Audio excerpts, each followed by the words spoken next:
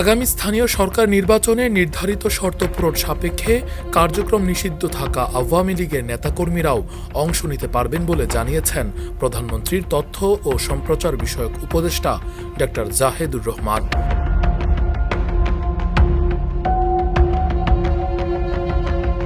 এই বক্তব্য ঘিরে আবারও উত্তপ্ত দেশের রাজনৈতিক অঙ্গন। নির্বাচন কমিশন ও সরকারের নীতিগত অবস্থানের আলোচনায় নতুন করে সামনে এসেছে কার্যক্রম নিষিদ্ধ থাকা আওয়ামী লীগের নেতাকর্মীদের নির্বাচনে অংশগ্রহণের বিষয়টি। লাইফে কখন কি হয় গ্যারান্টি আছে, তাই ইন্স্যুরেন্স করুন সিটি ব্যাংকে, কারণ ইন্স্যুরেন্স করলে সিটিতে সুরক্ষা পাবেন নিশ্চিন্তে। প্রধানমন্ত্রীর তথ্য ও সম্প্রচার বিষয়ক উপদেষ্টা ডাক্তার জাহেদুর রহমান জানিয়েছেন, স্থানীয় সরকার নির্বাচন নির্দলীয় হওয়ায় নির্ধারিত শর্ত পূরণ সাপেক্ষে যে কেউ অংশ নিতে পারবেন।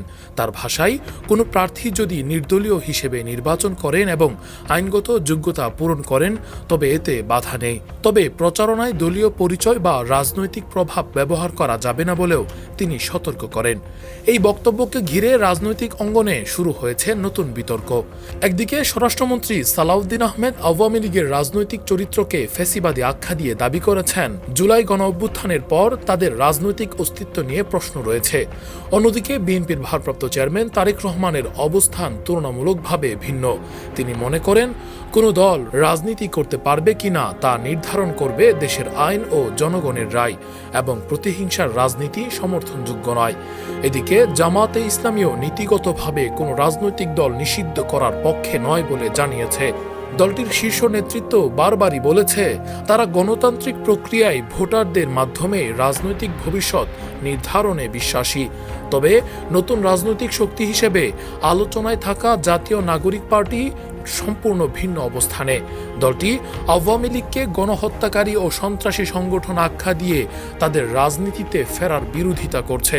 তারা বলছে, জুলাই আন্দোলনের পরবর্তী বাস্তবতায় আওয়ামী লীগের রাজনৈতিক কার্যক্রম পুনরায় শুরু হওয়া উচিত নয়।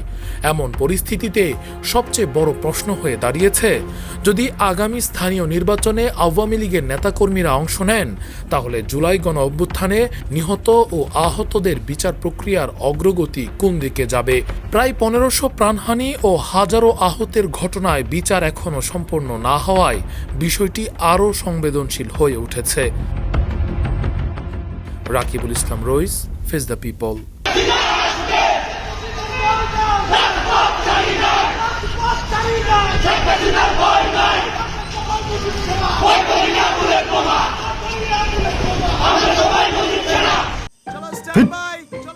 লাইফে কোনো কিছুর গ্যারান্টি নাই, তাই ইন্স্যুরেন্স করুন সিটি ব্যাংকে, কারণ ইন্স্যুরেন্স করলে সিটিতে সুরক্ষা পাবেন নিশ্চিন্তে।